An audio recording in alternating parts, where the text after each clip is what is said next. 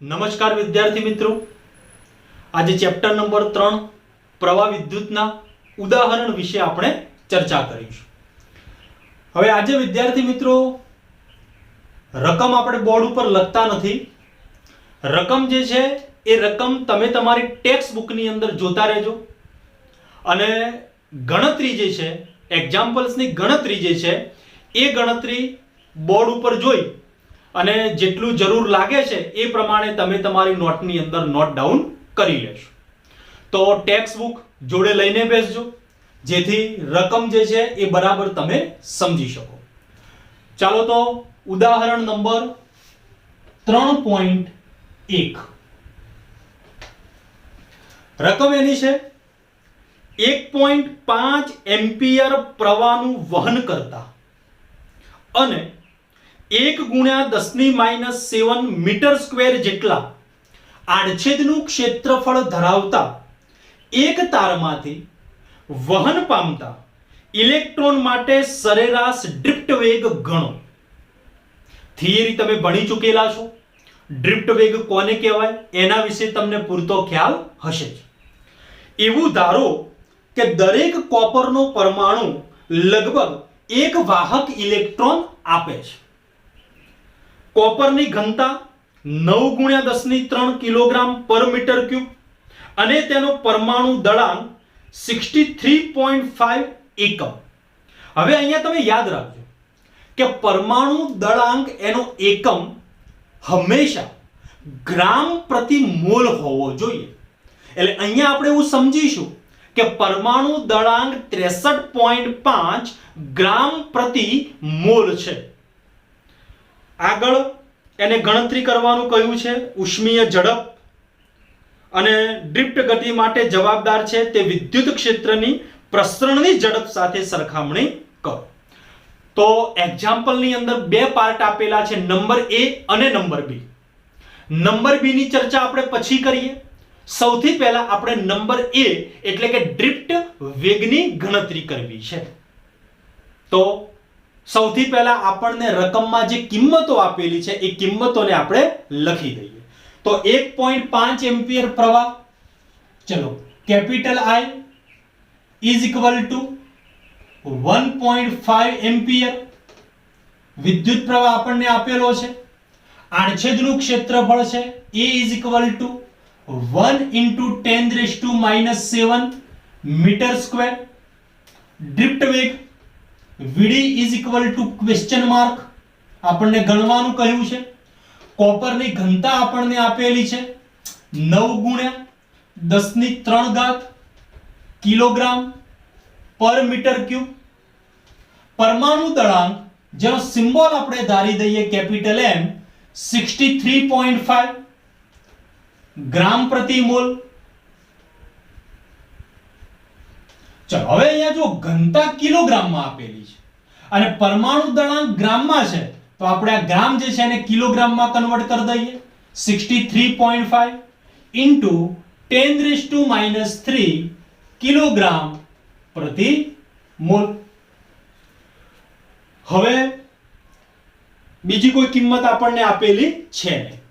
હવે આપણે ગણતરી કરવી છે ડ્રિફ્ટ ઝડપની. તો નંબર A ડ્રિફ્ટ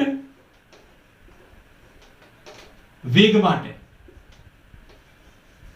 થિયરી તમે ભણી ચૂકેલા છો અને ડ્રિફ્ટ વેગ માટે આપણી પાસે એક સૂત્ર છે J is equal two NE/VD. J એટલે વિદ્યુત પ્રવાહ ઘનતા, N સંખ્યા ઘનતા, E 1.6 × 10⁻⁹ અને VD એટલે ડ્રિફ્ટ વેગ. હવે અહીંયાથી તમે જો VD ને કરતા બનાવી દો અને જો સમજો બરાબર, જો તમે VD ને કરતા બનાવો તો VD is equal two J/N. પરંતુ VD ની ગણતરી કરવા માટે તમારી પાસે J હોવો જોઈએ. તો આપણને જે રકમ આપેલી છે, આપણને જે કિંમતો આપેલી છે એમાં આપણને કેપિટલ J એટલે કે વિદ્યુત પ્રવાહ ઘનતા આપણને આપેલી નથી. તો સીધી વસ્તુ છે કે અહીંયાથી આપણે J ને દૂર કરવો પડે. તો J નું સૂત્ર યાદ કરો. તો J નું સૂત્ર હતું J is equal two I upon a. તો હવે જેની જગ્યાએ આપણે કિંમત મૂકી દઈએ I upon a, એ જે છે એને બીજી બાજુ લઈ જઈએ તો I is equal to n e a vd. Clear? Okay, હવે અહીંથી આપણે vd ને કરતા બનાવીએ તો vd is equal to capital I upon n e a. હવે જો તમારે vd ની કિંમત જોઈતી હોય તો તમારી પાસે I n e અને a આ ચાર કિંમતો હોવી જોઈએ. ચલો, I આપેલો છે પ્રવાહ, a ક્ષેત્રફળ આપેલું છે, e તમે કિંમત જાણો છો 1.6 * 10⁻⁻19, પણ સ્મોલ n એટલે કે સંખ્યા ઘનતા આપણને આપેલી નથી. તો હવે શું કરવું પડશે? હવે આપણે સંખ્યા ઘનતા શોધવી પડશે. ચલો, જ્યાં small n is equal to એકમ કદમાં ઇલેક્ટ્રોનની સંખ્યા ઘનતા.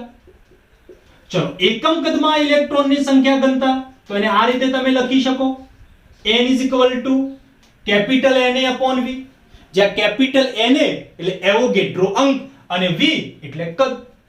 હવે જો તમારી પાસે Na અને v આ બે કિંમતો હોય તો તમે સ્મોલ n ની ગણતરી કરી શકો. ચલો, રકમમાં જોઈ લઈએ. હવે રકમમાં આપણને v આપેલો નથી, મતલબ કે કદ આપણને આપેલું નથી, પણ આપણને ઘનતા આપેલી છે. તો હવે શું કરવું પડે? હવે અહીંયાથી કદને નીકાળવો પડે અને એની જગ્યાએ ઘનતા લાવવી પડે. તો એના માટે શું કરવું પડે? તો એની માટે આ જે સૂત્ર છે એ સૂત્રને પરમાણુ દળાંક વડે ભાગી દઈએ અને પરમાણુ દળાંક વડે ગુણી દઈએ. જોઈ લો, ઘનતા આવી ગઈ. ઘનતા બરાબર દળ ભાગ્યા કદ. ચલો, તો is equal to Na upon m ગુણ્યા ρ. Na એવોગેડ્રો અંક 6 ગુણ્યા 10⁻23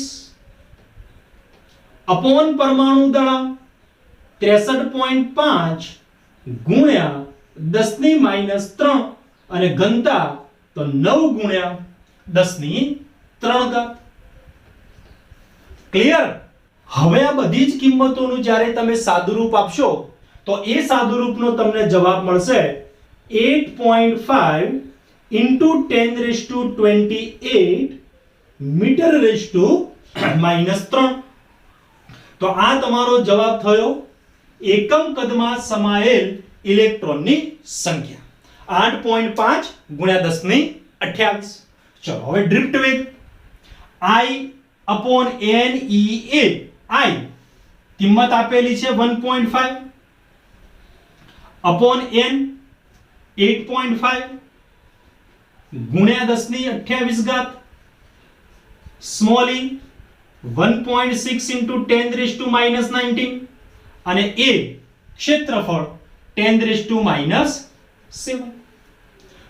બધી જ કિંમતોનું તમે સાદુરૂપ આપજો અને સાદુરૂપ આપશો એટલે તમને જવાબ મળશે 1.1 * 10⁻³ મીટર/સેકન્ડ. તો આ તમારો જવાબ થયો ડ્રિફ્ટ વેગ 1.1 * 10⁻³ મીટર/સેકન્ડ.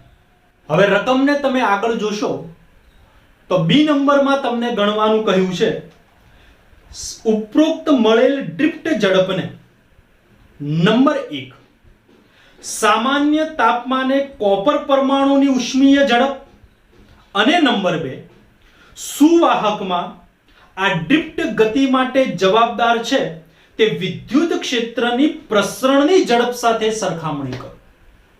મતલબ કે આપણે જે ડ્રિફ્ટ ઝડપને શોધી છે તો એ ડ્રિફ્ટ ઝડપ આપણને કેટલી મળી હતી?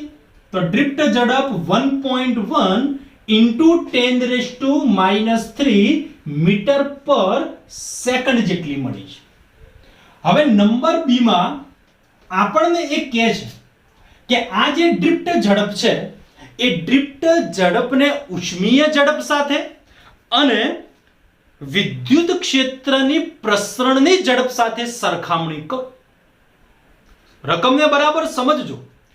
ડ્રિફ્ટ ઝડપ જે છે એ ડ્રિફ્ટ ઝડપની ઉષ્મીય ઝડપ સાથે અને ડ્રિફ્ટ વેગની વિદ્યુત ક્ષેત્રની પ્રસરણની ઝડપ સાથે સરખામણી કરો.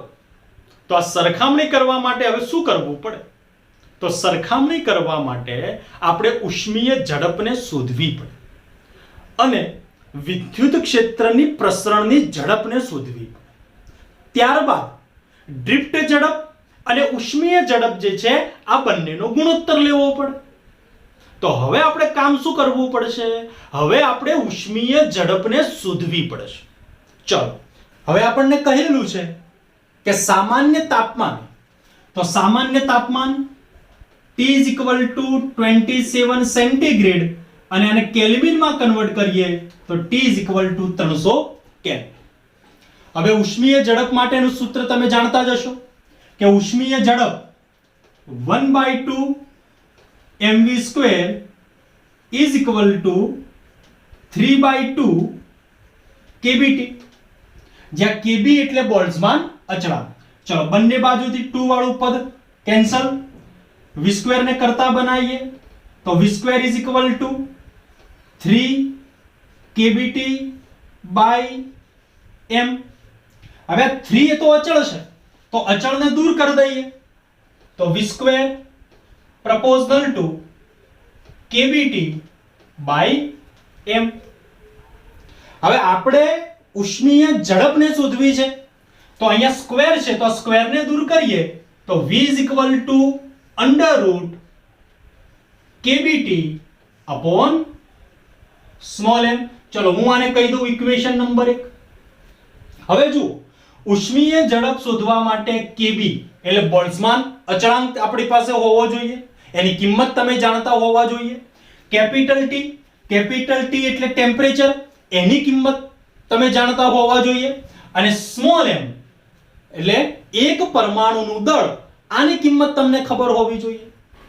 જ્યાં kB = 1.38 ગુણ્યા 10⁻23 આ બોલ્ટ્ઝમાન અચળાંકની કિંમત. કેપિટલ T તમને આપેલા છે 300 કેલ્વિન અને સ્મોલ m = એક પરમાણુનું દળ. હવે પ્રશ્ન આના માટે છે કે ભાઈ સ્મોલ m ની ગણતરી કેવી રીતે કરવી? તો હવે અહીંયા ધ્યાન રાખજો, આપણને પરમાણુ દળાંક આપેલા છે 63.5 ગુણ્યા 10⁻³ કિલોગ્રામ/મોલ. તો આપણે આવી ત્રિરાશિ મૂકી શકીએ કે એવોગેડ્રો અંક જેટલા પરમાણુ હોય, એને જેટલા પરમાણુ હોય ત્યારે દળ = કેપિટલ M. તો એક પરમાણુ હોય ત્યારે દળ કેટલું? માટે એક પરમાણુનું દળ, જેને આપણે કહી દઈએ સ્મોલ m, = એક પરમાણુનું દળ કેપિટલ M/n. હવે m ની ગણતરી કરવા માટે કેપિટલ M આપણને આપેલા છે 63.5. ચલો, = 63.5 * 10⁻³ અપોન એને એવોગેડ્રો અંક 6 ગુણ્યા 10⁻23. હવે તમે આનું જ્યારે સાદુરૂપ પૂરું કરશો તો એ સાદુરૂપનો તમને જવાબ મળશે 1.058 × 10⁻25. Clear?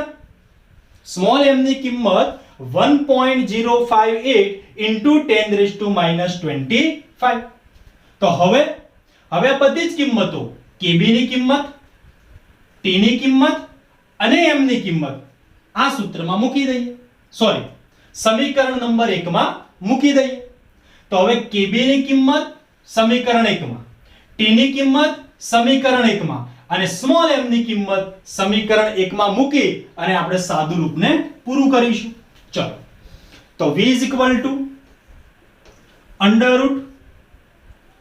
1.38 into 10 raised to minus 23 into 300 upon small m ની કિંમત 1.058 into 10 raised to minus 25. હવે આ બધું જ સાદું રૂપ પૂરું કરજો. પૂરું કર્યા પછી એનું રૂટ કાઢી લેજો અને રૂટ કાઢ્યા પછી તમને જવાબ મળશે 1.97 into 10 raised to 2 મીટર પર સેકન્ડ. રાઉન્ડિંગ ઓફ કરવું હોય તો 2 into 10 raised to 2 મીટર પર સેકન્ડ. આ આપણી ઉષ્મીય ઝડપની કિંમત. ચલો ક્લિયર.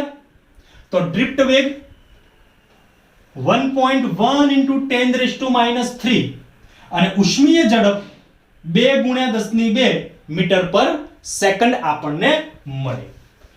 ચલો તો હવે આપણી પાસે બે કિંમતો થઈ ગઈ, એક ડ્રિફ્ટ ઝડપ અને એક ઉષ્મીય ઝડપ. તો ડ્રિફ્ટ ઝડપ 1.1 into 10 raised to minus 3 metre પર સેકન્ડ. ઉષ્મીય ઝડપ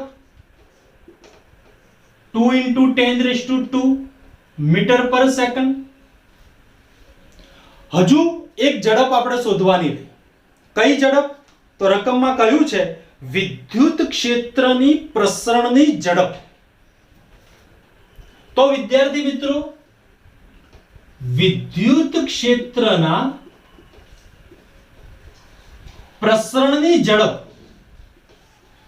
હંમેશા વિદ્યુત ચુંબકીય તરંગોની જે ઝડપ છે 3 ગુણ્યા 10 ની 8 મીટર પર સેકન્ડ જેટલી હોય છે.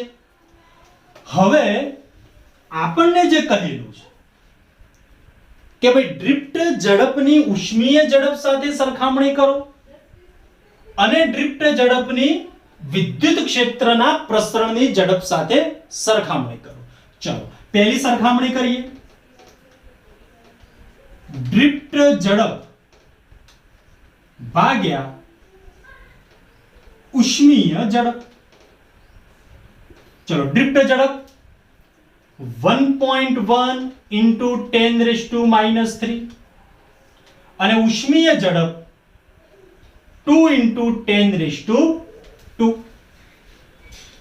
આ સાદુ રૂપને પૂરું કરશો એટલે સાદુ રૂપનો તમને જવાબ મળશે 0.55 into 10 raised to minus 5. તો હવે આના ઉપરથી તમે શું કહી શકો કે ડ્રિફ્ટ ઝડપ અને ઉષ્મીય ઝડપનો જે ગુણોત્તર છે એ ગુણોત્તરનો તમને જવાબ મળ્યો 0.55 10 raised to minus 5. ચલો 0.55 બહુ નાની કિંમત, એને આપણે અવગણી દઈએ. તો હવે આપણે એવું લખી શકીએ કે ભાઈ ડ્રિફ્ટ ઝડપ એ ઉષ્મીય ઝડપ કરતા 10 ની -5 ગણી નાની છે. અને આ જ પ્રમાણે ડ્રિફ્ટ ઝડપ ભાગ્યા વિદ્યુત ક્ષેત્રના પ્રસરણની ઝડપ. ચલો ડ્રિફ્ટ ઝડપ તો 1.1 into 10 raised to minus 3 અને પ્રસરણની ઝડપ 3 ગુણ્યા 10 ની 8.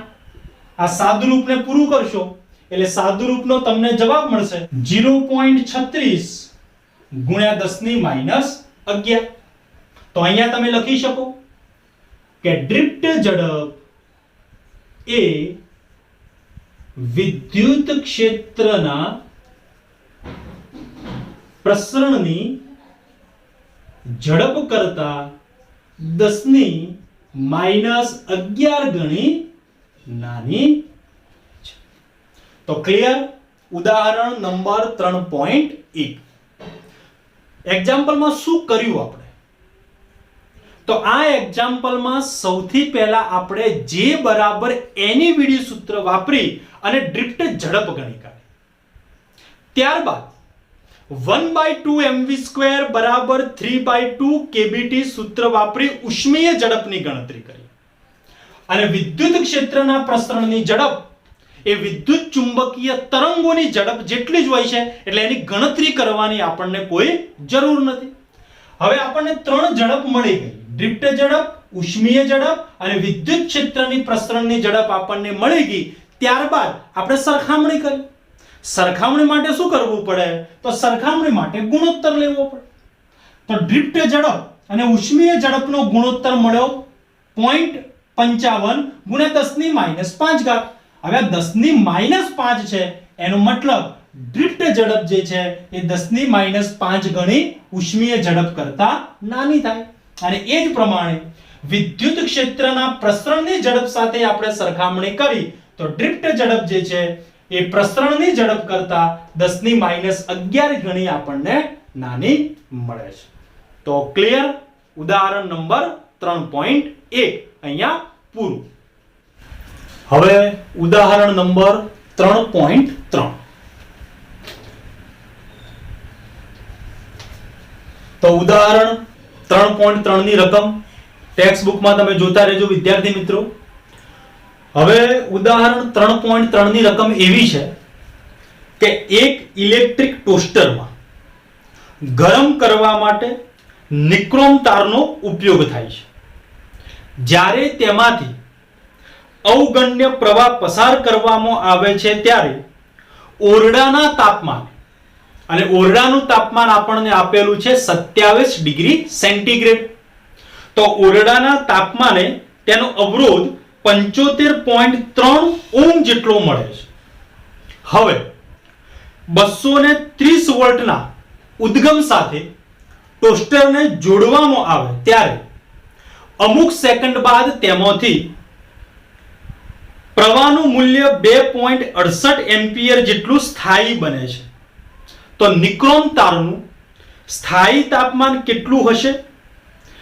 નિક્રોમ તાર માટે સંકળાયેલ તાપમાનના ગાળા પર સરેરાશ અવરોધના તાપમાન ગુણાંકનું મૂલ્ય 1.70 ગુણ્યા 10⁻4 સેન્ટીગ્રેડ ઇન્વર્સ આપણને આપેલું છે.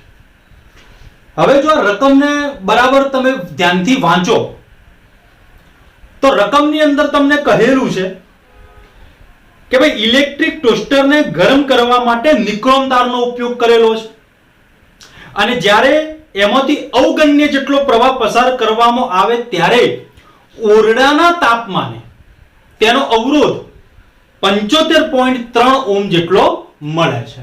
ચલો, તો જે ઓરડાનું તાપમાન છે એ ઓરડાનું તાપમાન જેનો સિમ્બોલ આપણે ધારી દઈએ θ0. તો θ0 એ ઓરડાનું તાપમાન અને એ તાપમાન આપણને આપેલું છે 27 ડિગ્રી સેન્ટીગ્રેડ.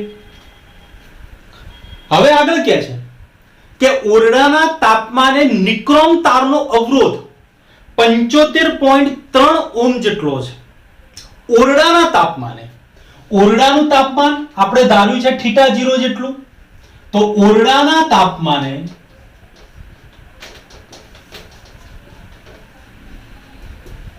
અવરોધ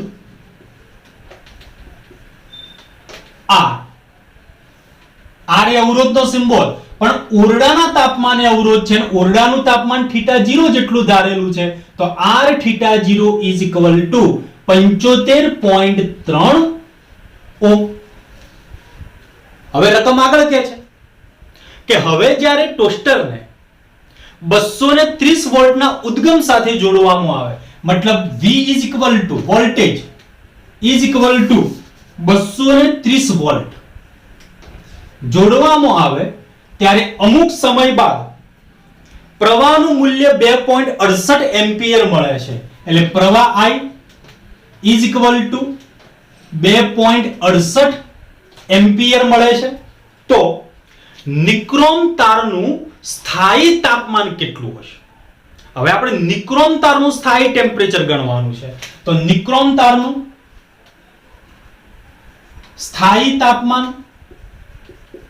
જેનો સિમ્બોલ ધારી દઈએ theta is equal to question mark, અને આપણને અવરોધનું તાપમાન ગુણાંક આપેલો છે જેનો સિમ્બોલ છે આલ્ફા ઇઝ ઇક્વલ ટુ 1.70 ગુણ્યા 10⁻⁴ સેન્ટીગ્રેડ ઇન્વર્સ. હવે થિયરીની અંદર આપણને સૂત્ર ખબર જ છે કે r theta is equal two r theta 0 1 plus alpha theta minus theta 0. હવે આ સૂત્રની અંદરથી આપણે થીટાની કિંમત શોધવી છે. ચલો સાદું રૂપમાં ધ્યાન રાખજો. r theta is equal two r theta 0, આ r થીટા 0 છે ને અંદર ગુણી લઈએ તો r થીટા 0 નો 1 સાથે ગુણાકાર તો r થીટા 0, હવે r થીટા 0 નો આની સાથે ગુણાકાર તો વત્તા alpha r theta 0 theta minus theta 0. Clear? ચલો r થીટા 0 ને આ બાજુ લઈએ તો r theta minus r theta 0 is equal to alpha r theta 0 કૌંસમાં થીટા માઇનસ થીટા 0. હવે આપણે તો થીટા શોધવો છે ને, મતલબ કે થીટા આપણો સૂત્રનો કરતા હોવો જોઈએ, તો આ જે પદ છે આલ્ફા r થીટા 0 છે ને છેદમાં લઈ જઈએ તો r theta minus r theta 0 upon alpha r theta 0 is equal two theta minus theta 0. આપણે થીટા શોધવો છે તો થીટા 0 ને આ બાજુ લઈએ તો r theta minus r theta 0 upon alpha r theta 0, અને આ થીટા 0 વાળું પદ ડાબી બાજુ આવશે તો વત્તા theta 0 is equal two theta. Clear? હવે આ થીટાની ગણતરી કરવી હોય તો r થીટાની કિંમત જોઈએ, r થીટા 0 ની કિંમત જોઈએ, આલ્ફાની કિંમત જોઈએ. જોઈ લઈએ આપણી પાસે કઈ કઈ કિંમતો છે. ચલો r થીટા 0 આપણને આપેલો છે, થીટા 0 આપણને આપેલો છે, આલ્ફા આપણને આપેલો છે. આપણી જોડે r થીટાની કિંમત નથી. હવે આપણી પાસે ભલે r થીટાની કિંમત ના હોય, r થીટાનો મતલબ છે થીટા તાપમાને અવરોધ, પરંતુ આપણને v અને i બંને આપેલા છે તો r theta is equal two v upon i. ચલો v ની કિંમત 230, પ્રવાહની કિંમત 2.68, માટે r theta is equal two આ 230 ભાગ્યા 2.68 તમે સાદું રૂપ આપશો એટલે એ સાદું રૂપનો તમને જવાબ મળશે 85.8 ઓમ. ચલો ક્લિયર? હવે થીટા 0, r થીટા 0, આલ્ફા અને r થીટા આ બધી જ કિંમતો આ સમીકરણની અંદર મૂકી દઈએ. ચલો r થીટા તો એની કિંમત છે 85.8, ચલો કિંમત મૂકી દઈએ તો 85.8 માઈનસ r થીટા 0 ની કિંમત 75.3 તો માઈનસ 75.3 ભાગ્યા આલ્ફાની કિંમત 1.70 ગુણ્યા 10⁻⁴, r થીટા 0 ની કિંમત 75.3 તો ગુણ્યા 75.3 વત્તા 27 ઇઝ ઇક્વલ ટુ થીટા. તો હવે આ જે સાદું રૂપ છે એ સાદું રૂપ પૂરું કરી એમાં 27 નો ઉમેરો કરજો એટલે તમને થીટાની કિંમત મળી જશે. ચલો તો માટે થીટા ઇઝ ઇક્વલ ટુ 85.8 માંથી 75.3 ને જ્યારે તમે બાદ કરશો તો એનો જવાબ આવશે 10.5 ભાગ્યા 1.70 અને 75.3 નો ગુણાકાર કરશો તો એ ગુણાકાર આવશે 128.01 ગુણ્યા 10⁻⁴ વત્તા 27. હવે જ્યારે આનું તમે સાદું રૂપ આપશો તો એ સાદુરૂપનો જવાબ આવશે 820 વત્તા 27 ઇઝ ઇક્વલ ટુ 847 સેન્ટીગ્રેડ. તો આ તમારો જવાબ કે નિક્રોમ તારનું સ્થાયી તાપમાન 847 સેન્ટીગ્રેડ જેટલું આપણને મળે છે. નેક્સ્ટ ઉદાહરણ નંબર 3.4. એની રકમ છે પ્લેટિનમ અવરોધ ધરાવતા થર્મોમીટરમાં રહેલા પ્લેટિનમ તારનો અવરોધ બરફના તાપમાને 5 ઓહ્મ અને વરાળના તાપમાને 5.23 ઓહ્મ છે.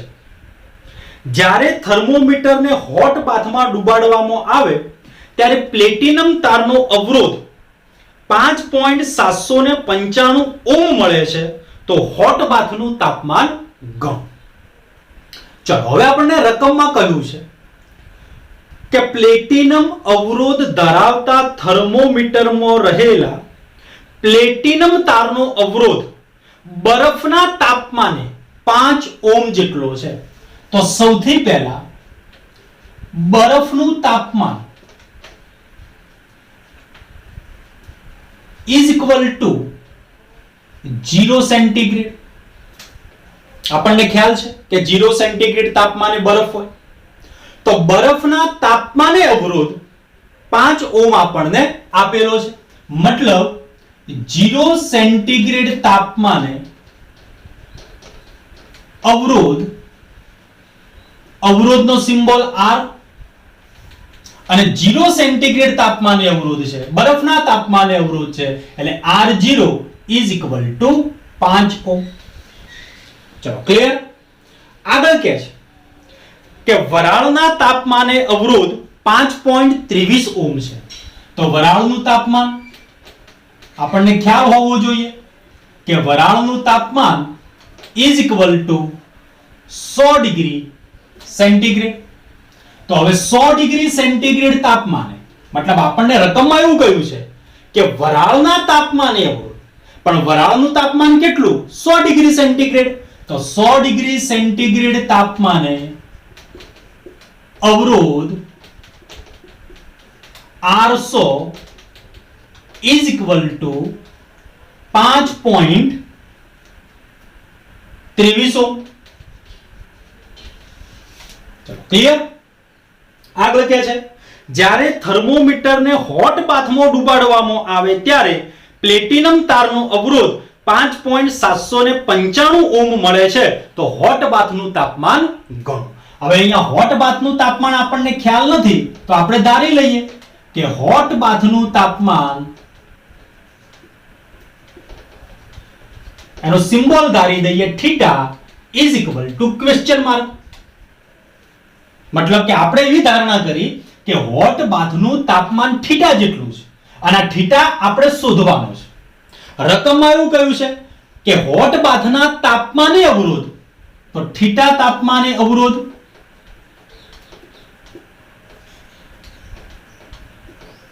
R theta is equal two 5.795 ohm આપણને આપેલું છે.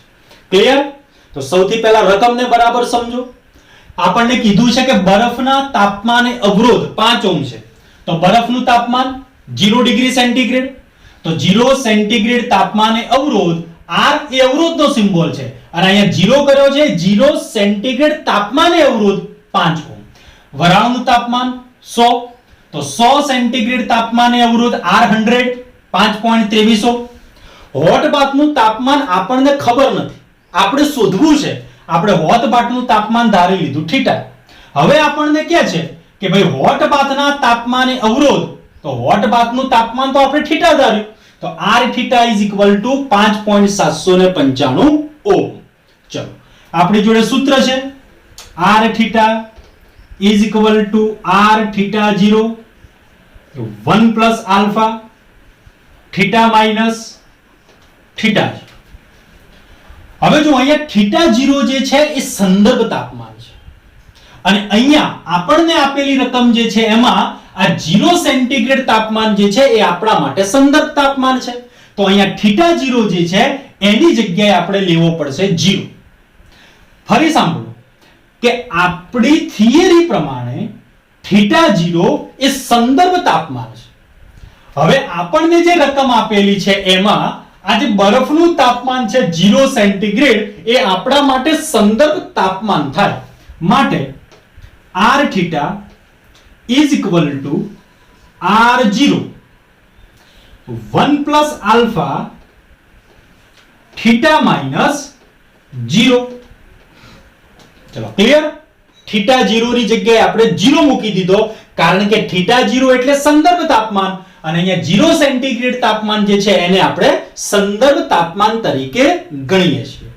ચાલો તો r θ is equal to r0 bracket 1 plus alpha into θ.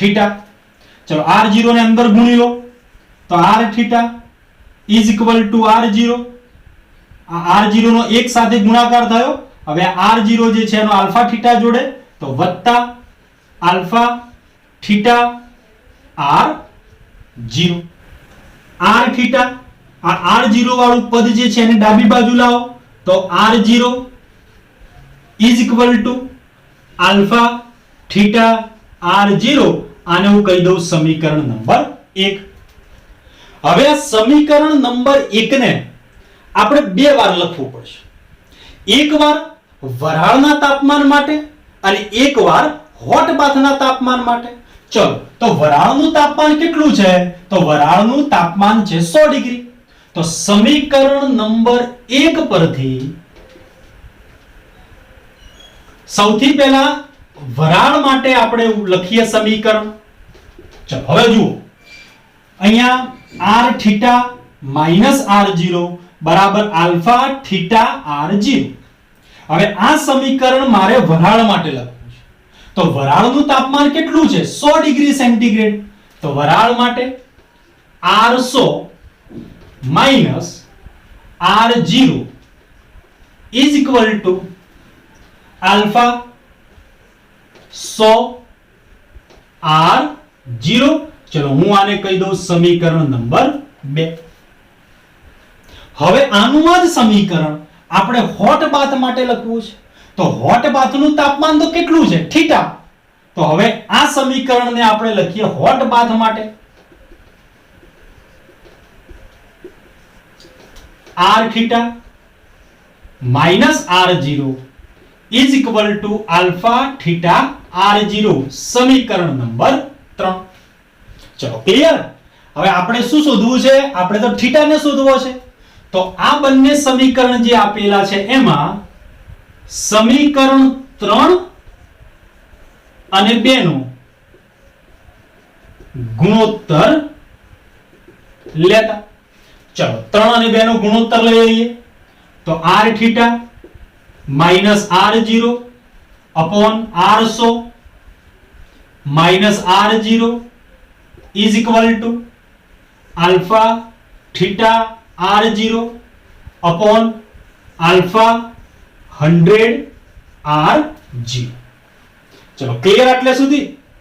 Video pose કરી જે જરૂર લાગે છે એ પ્રમાણે તમે તમારી નોટબુકમાં લખી દેજો. હવે આગળ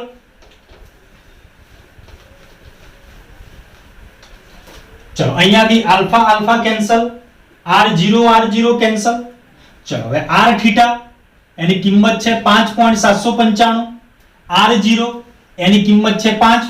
હવે બધાની કિંમતો મૂકી. ચલો r θ તો 5.795 માઈનસ r0 ની કિંમત 5 ભાગ્યા r100 નું અવરોધ છે 5.23 minus r0 5 is equal to θ upon 100. હવે અહીંયાથી સાદું રૂપ તમે તમારી જાતે આપજો. 5.795 માઈનસ 5 અને 5.23 માઈનસ 5 આ સાદું રૂપને પૂરું કરજો અને આ 100 જે છે એની સાથે ગુણાઈ જશે તો તમારો જવાબ મળશે θ is equal to 345.65 degree centigrade. આ તમારો જવાબ 345.65 65 ડિગ્રી સેન્ટીગ્રેડ.